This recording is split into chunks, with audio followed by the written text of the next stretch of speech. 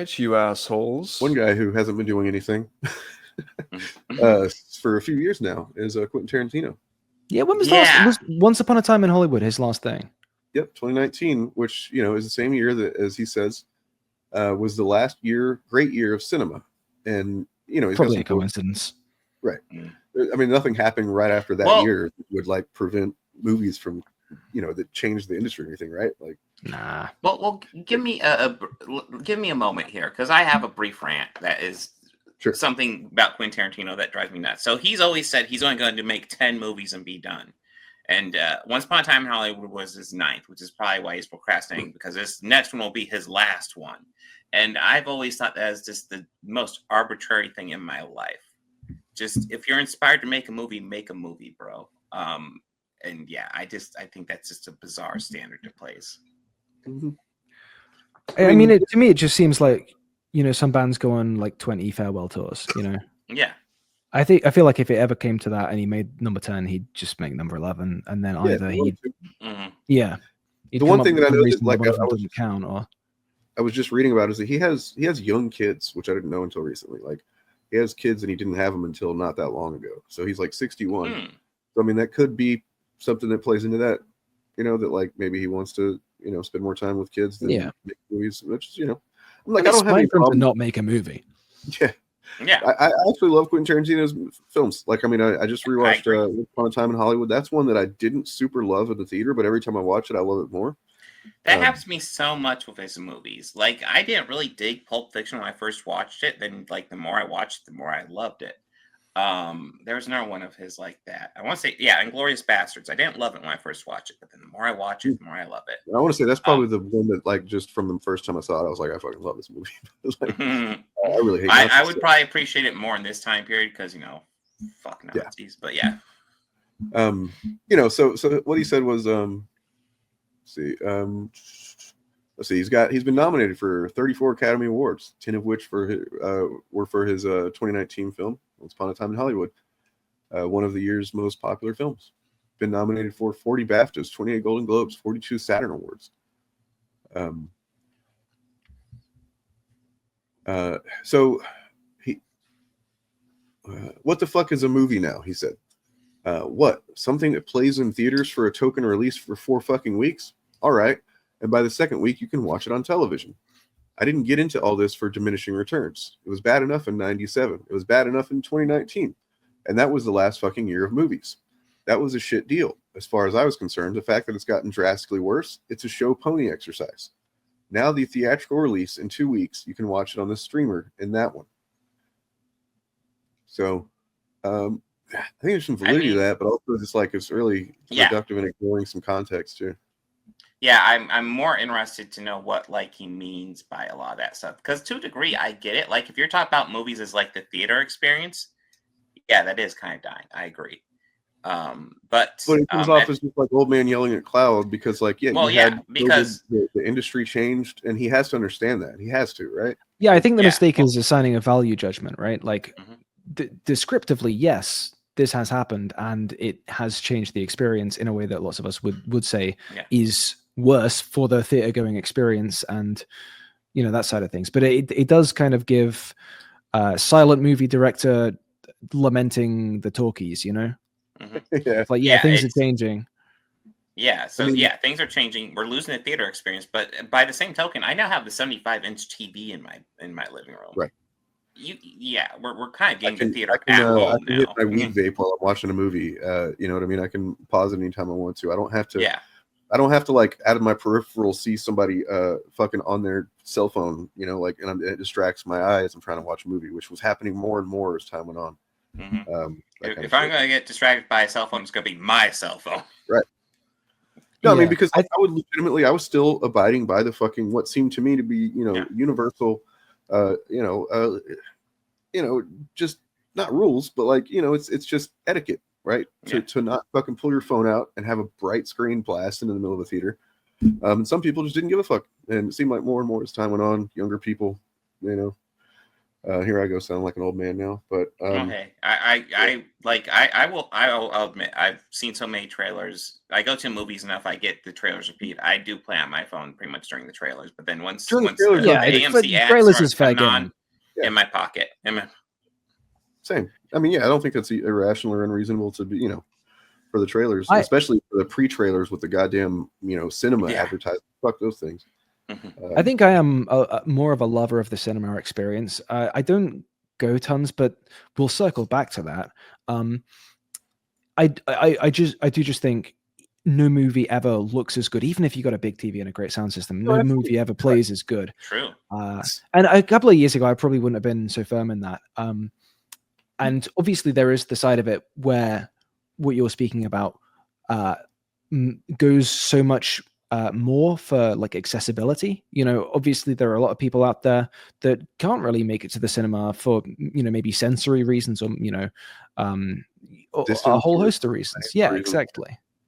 And so in some sense, even if it is the downfall of the cinema going experience, which it isn't necessarily, that's not all a negative, but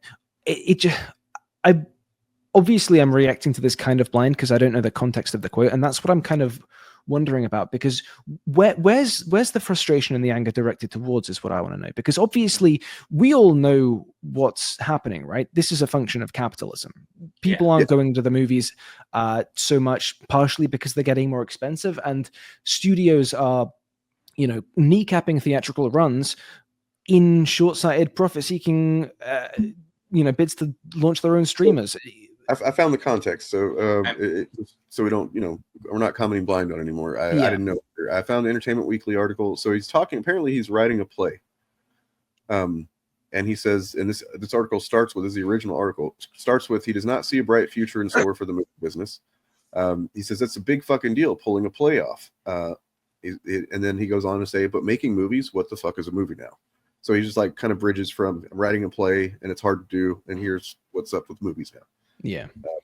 Like there's a couple of scenarios where I could see what he's saying making 100% sense. Like if he's saying, hey, there's some great movies being made, but you can't see them in the theaters anymore because they go straight to streaming and they get forgotten about. There's an argument because like Netflix gets so many streaming movies and you can't keep up with all that stuff. And I'm sure there's some gems in there, but there's also some slop. There's and a lot of duds, It's very rare that I see a Netflix movie that I feel is like legitimately a great film. They have a better battering average for TV shows than they do films, but even those, And then he also might be talking about how like a lot of the contracts have to be changed because the format's changing and studios were getting away with like not giving people so much of the streaming revenue and keeping that suppressed. If he's making arguments towards those points, I agree. If he's making the argument that, movies just suck now, then I disagree. Right? So, in 2021, he said, most directors' last films are fucking lousy. He said, it's making me think that maybe I should not make another movie because I could be really, really happy with dropping the mic on Once Upon a Time in Hollywood. So, there's a lot of his just like elitist, a little bit of elitist attitude going on in here. And like, who knows what he's talking about and how fair he's being to any of it. But like, I was going to say, just because, I didn't want to give the impression that I did not value the theater experience, because literally I used to actually think of it as like, this is the closest thing I have to a church experience, was going to see movies in the theater. When I'm talking about like the benefits of staying at home, it's like the reasons why I've over time become more okay with it, because it was hard, there's 2009, I was working at a theater, and that summer I was seeing a movie basically like twice a week, just whatever was playing. There's something about getting a big old bucket of popcorn and saturating it in that butter-like substance that's terrible for you. It's fucking popcorn now. Yeah, it's $10. They're not making their money in movies, so they're like just keep jacking up the prices of. Can I check something? Sure. When Americans talk about butter on popcorn, like what is that? Like, you're not getting like a pat of butter and just chucking it on there, are you? Right? No, it's like this machine that you press, and it's like this oil that goes on it, and it's delicious. I'm sure it's terrible for you. Probably terrible. Yeah. For you, like crazy. I don't know if our popcorn. I feel like our popcorn is kind of sauceless over here. Maybe it's just it's cooked into it at a different point in the process, and I'm eating sort of buttered popcorn without knowing it. But it's always, I've always thought that when you're watching a sitcom or something and they go to the movies and they're talking about butter on their popcorn. Very strange image. Well, then they do stuff like the medium popcorn will be like $9.50, and then the large will be like $10 or some shit. And it's like, what the fuck, when I get the fucking large, you know? It's it's kind of ridiculous. And then I mean, as far as what the state of cinema is going to be going forward, I kind of see it as like the state of like a vintage record shop almost. And the interesting thing is he's saying this coming from like talking about plays, right? And plays had this disruption like 100 years ago. Because obviously they were a much bigger, you know, there was a point where they almost fulfilled, you know, plays and kind of music hall and that whole live entertainment thing fulfilled a not dissimilar position to the one, you know, cinema fulfills today in terms of the mass media.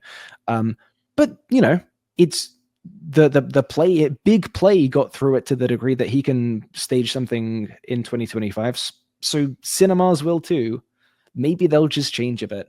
And it is, you know, you do get the kind of shades of the egoism when in one sense it's couched as against the business of film. But if he is recognizing that the kind of shoddy parts of movies in 2025 are short-sighted capitalistic sort of profit-seeking ventures and studios sort of cutting the legs under things that they can afford to, like, hey, you're Quentin Tarantino, you could do anything you wanted, you know, you say jump, they'll say how high. I mean, I know that he couldn't like literally dictate the, you know, the terms in every single way, but he's better placed than anyone surely to be able to make a film without worrying about any of this new red tape. So it is the only exceptions would probably be like Martin Scorsese or Steven Spielberg. But he's up in that class, right? So when he says about, I might just jack it in, might just leave it on Once Upon a Time,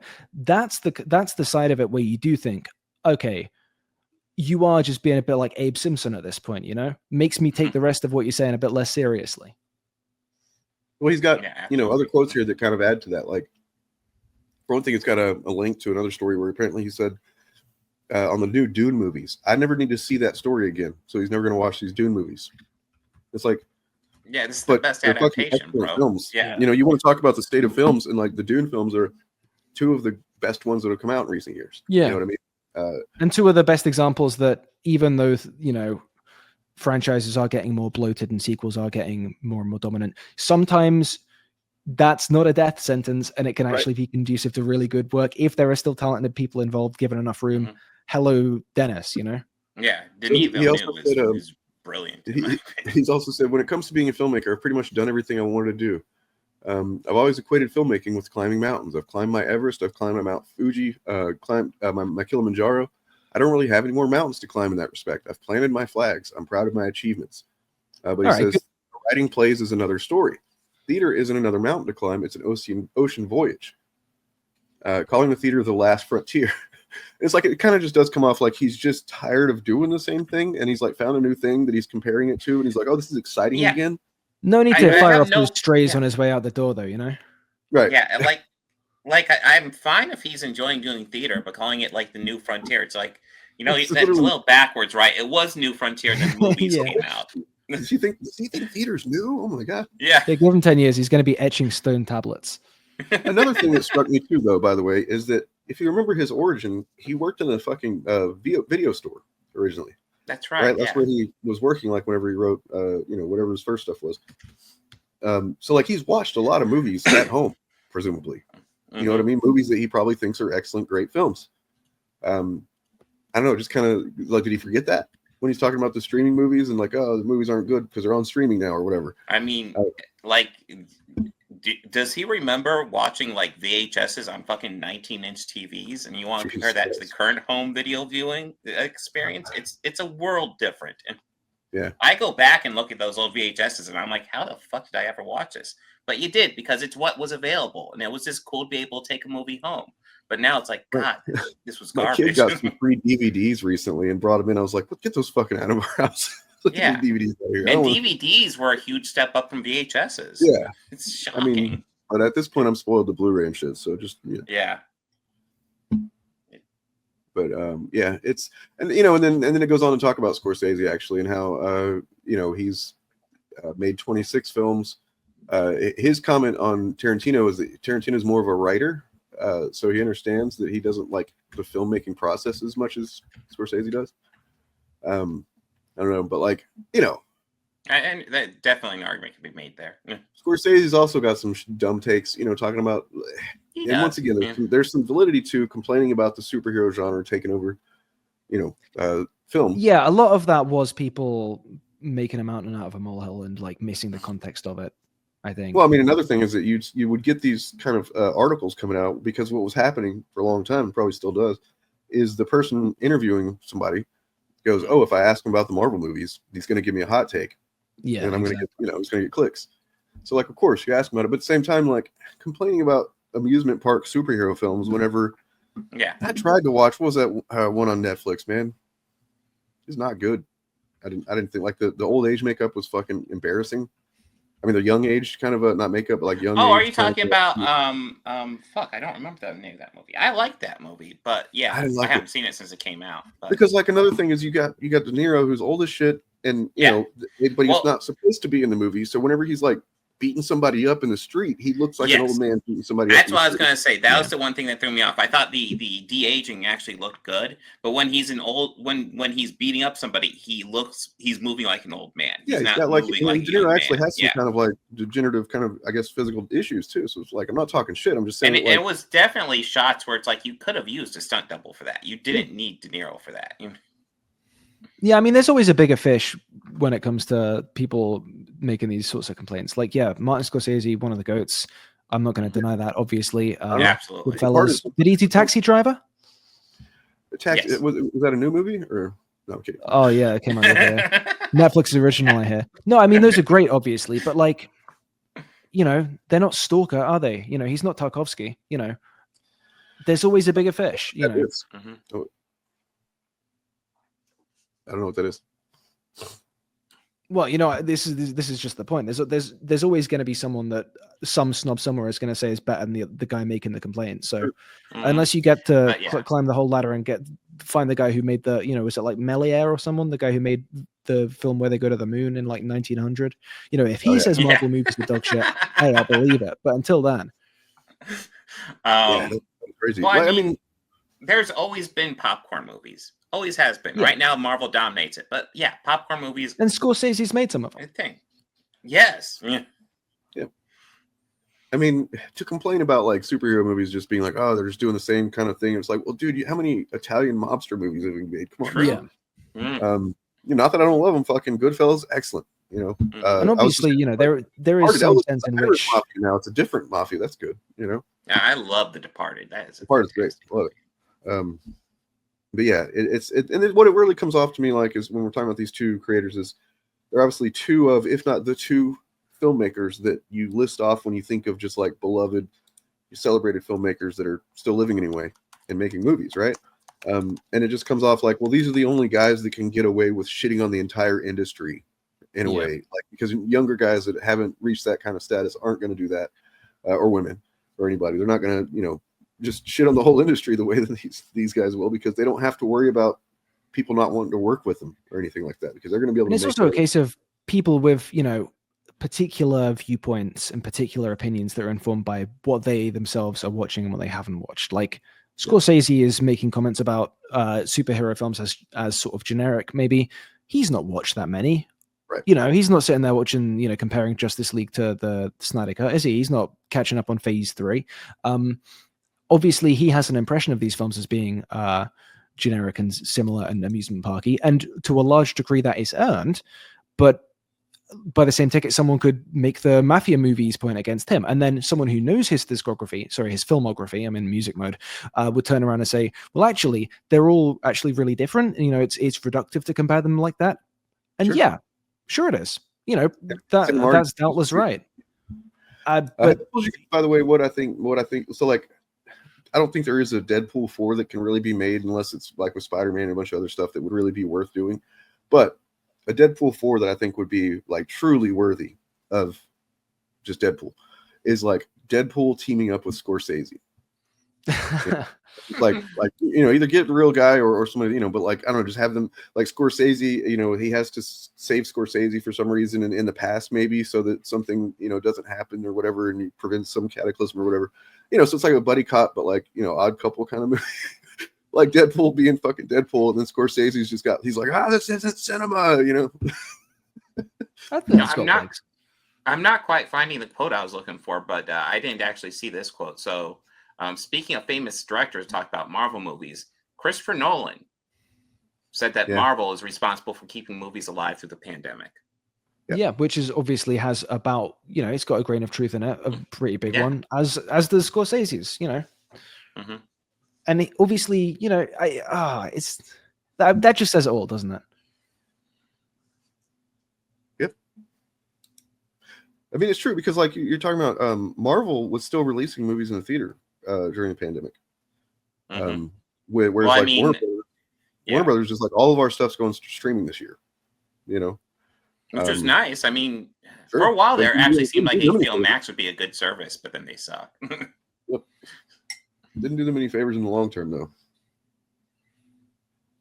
Yeah, I think part of the problem is they were just, when you did that, like, obviously the box office is going to take a hit. Like, if I can pay $10 and my whole family can watch it and a whole bunch of other movies, I'm going to do that. But yeah, box office will obviously take a hit, but we don't know the actual streaming numbers. So were these movies hits? We don't know. And I think that the biggest difference between someone like Nolan saying this and someone like Scorsese saying the other thing is that Nolan's been on the other side of the coin. He's worked with DC, he's made the Batman films, and I'm sure if Scorsese had done, Ant-Man 3 or whatever himself, he probably would have a bit more nuance around the topic himself. Sure. True. It's not that Scorsese understands movies and Nolan, is like a lesser director. Personally, I'd put them about on the same level. So it's not one guy being soft because he's a hack and the other guy, this elder statesman of cinema. Yeah, I didn't really think about that. When you first said that, I was like, I like Scorsese better. But like more I thought about it, I was like, Oppenheimer was a really well-made movie. I haven't seen Oppenheimer yet. I should watch it because, I mean, I don't know. I guess Nolan used to be like probably one of the first guys I would name with my favorite directors. And at this point, I just have, in hindsight, realized how much of his movies don't hold up. Like, the Dark Knight movies have not aged well. Like, Sam Raimi's Spider-Man movies have aged so much better than The Dark Knight, save Spider-Man 3, of course. But I mean, I feel like just on a story level, a plot level, they kind of fall apart if you think about it. In a way, it's a compliment to Nolan, because as you're watching it for the first time, or me anyway, I don't think about these things. I'm into the movie so much, I'm so engrossed in what's going on that I don't think about the Joker's plan being nonsense. And like that, there's no way any of this would make any sense, or Bane's for that matter. And then you watch it a second, third, fourth time over the years, and you're like, wait a second, this doesn't fucking make any sense, man. Like, this would require the biggest coincidences ever, Same thing with like, what was it? I mean, Tenet was a piece of shit, in my opinion. I think I ended up watching it twice, and I was shocked how much more I enjoyed it the second time. I still haven't seen it a third time though. But yeah, like it is a trip. Part of me is like, maybe I should watch it high, but another part of me is like, I don't think I would get it at all if I did that.